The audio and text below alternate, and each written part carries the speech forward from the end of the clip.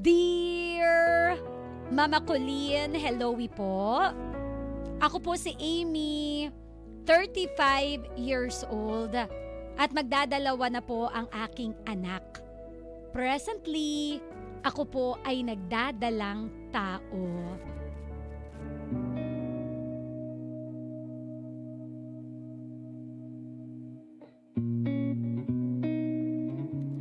Taong 2015, nang makilala ko si Jose.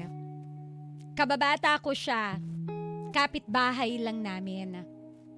Noong una, hindi naman ako attracted sa kanya. Not until nagdalaga at nagbinata na kami. Una kong naramdaman na attracted ako sa kanya nung may liga sa barangay namin.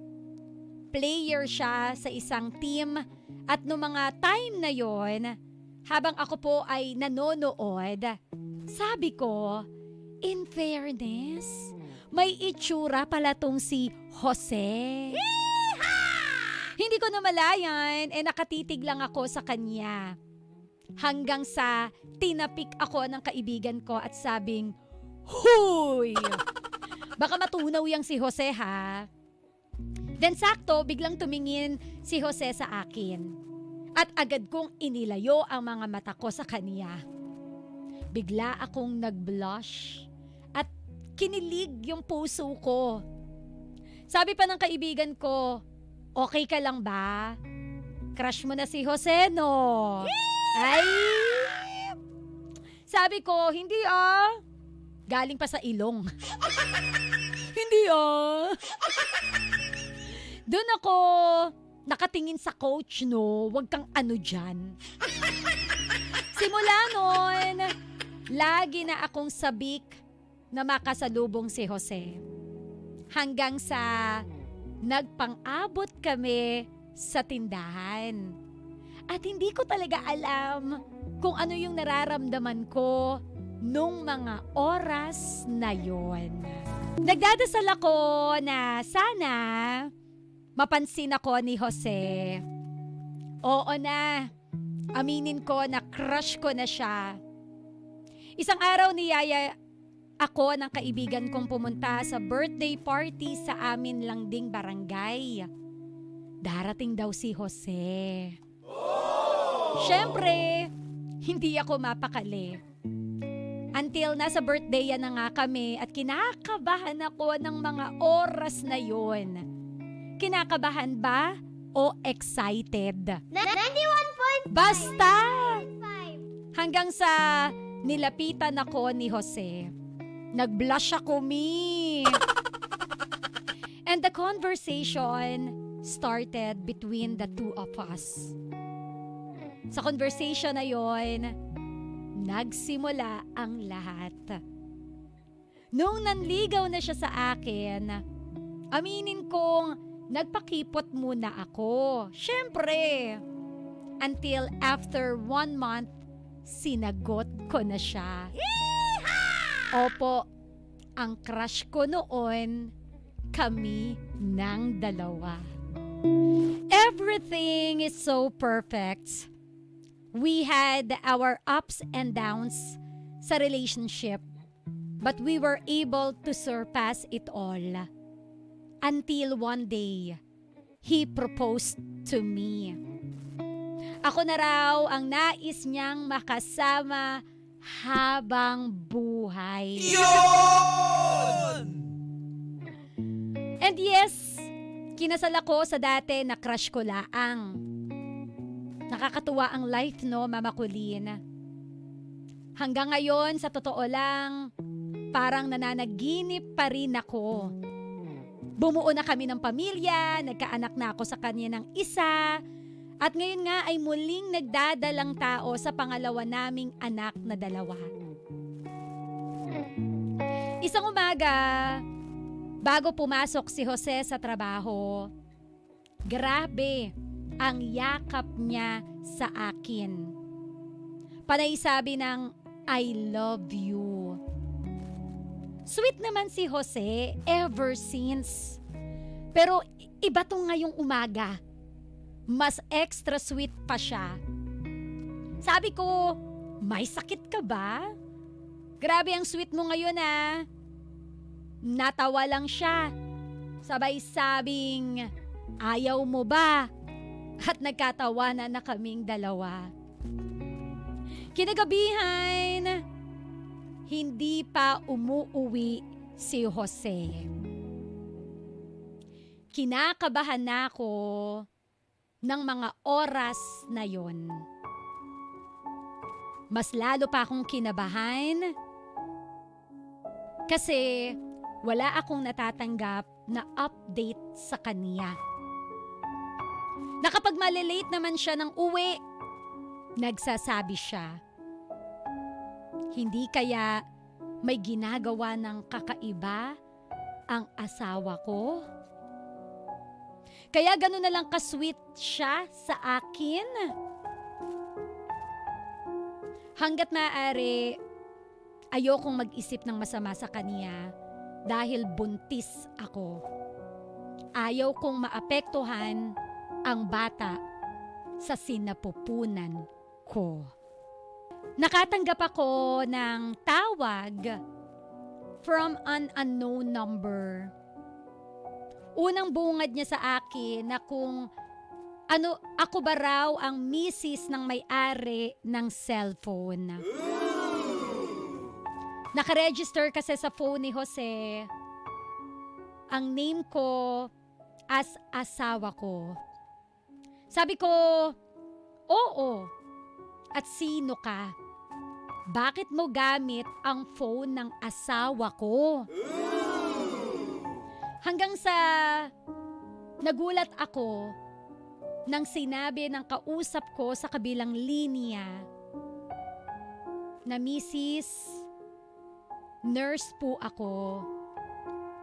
Puntahan mo po yung asawa mo dito sa ospital. Na aksidente po ang asawa mo. Biglang tumulo ang aking luha sa aking narinig. Kinabahan at agad na sumugod sa ospital. Nananalangin ng mataimtim na sana okay lang siya.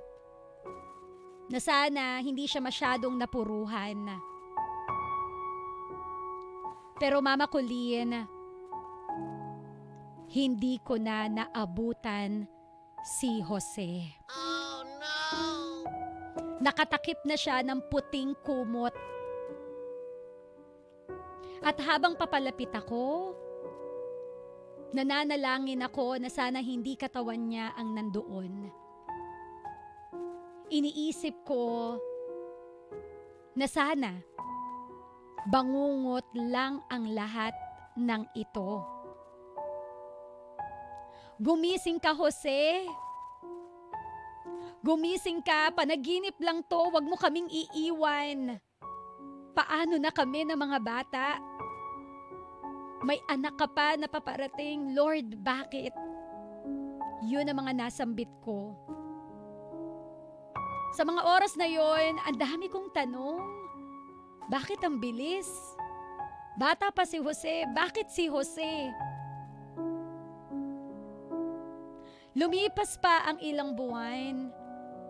Hindi ko pa rin matanggap ang biglaang pagkawala ni Jose. Na siguro, kaya pala maaga kaming nagkakilala. Maagang pinagtagpo ng tadhana. Kasi maaga rin pala siyang babawiin sa akin. Gabi-gabi akong umiiyak. Minsan, naninigas ang aking tiyan.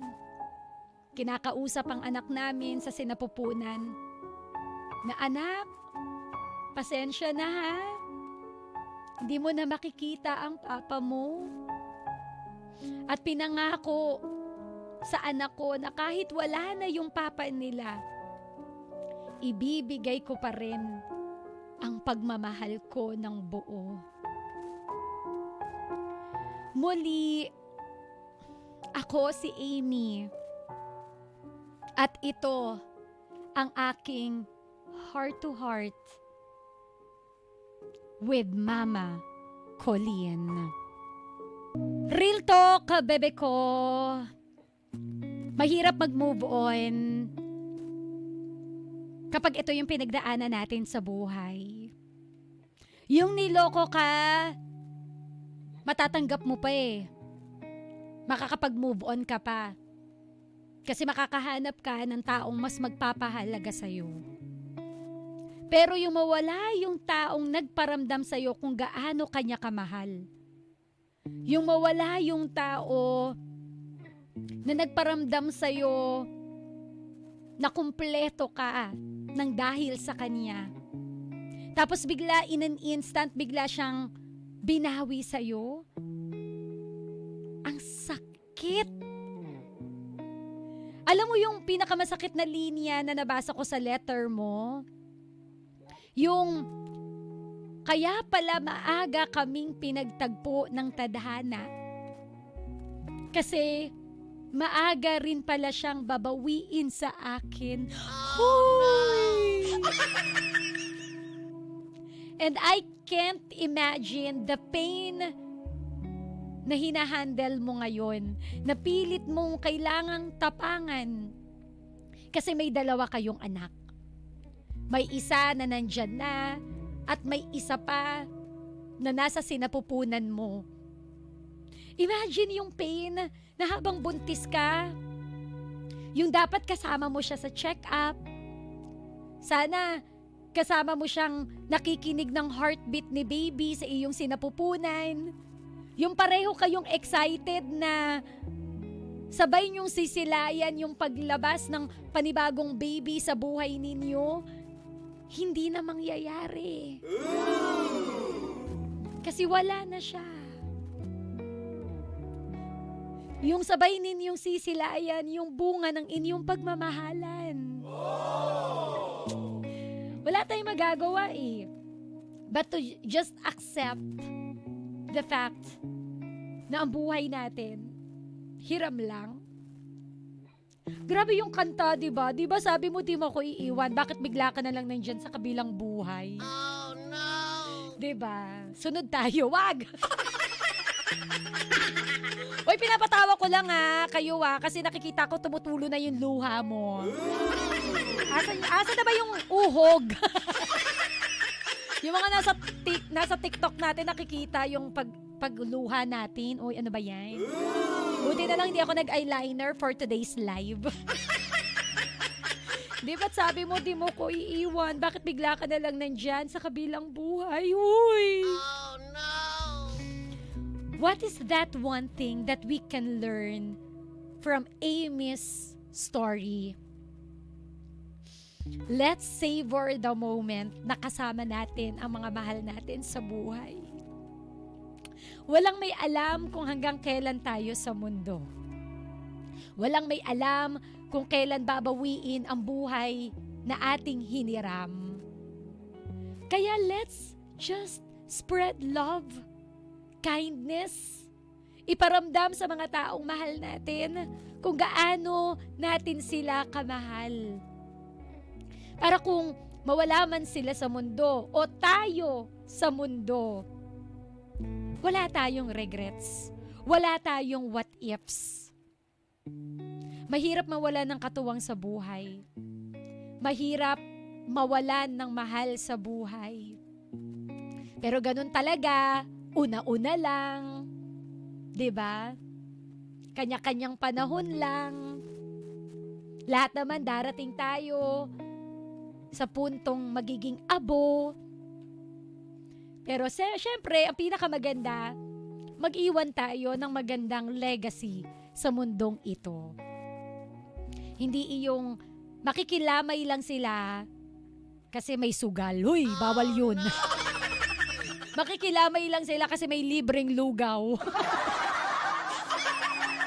Iba pa rin yung makikilamay sila dahil nakikiramay sila.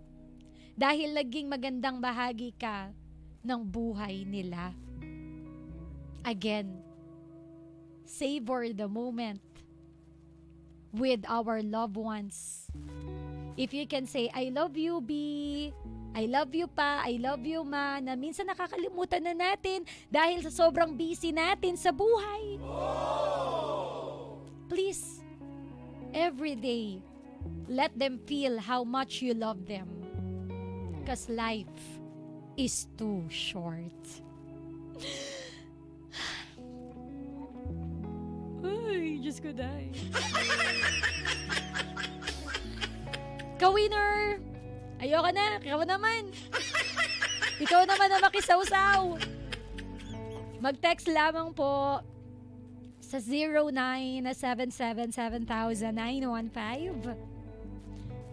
Ano ang sawsaw mo? Ano ang mema mo? Speak from your heart. Sa ating pagbabalik, ikaw naman ang bibida sa programang May Puso. Ang programa para sa'yo.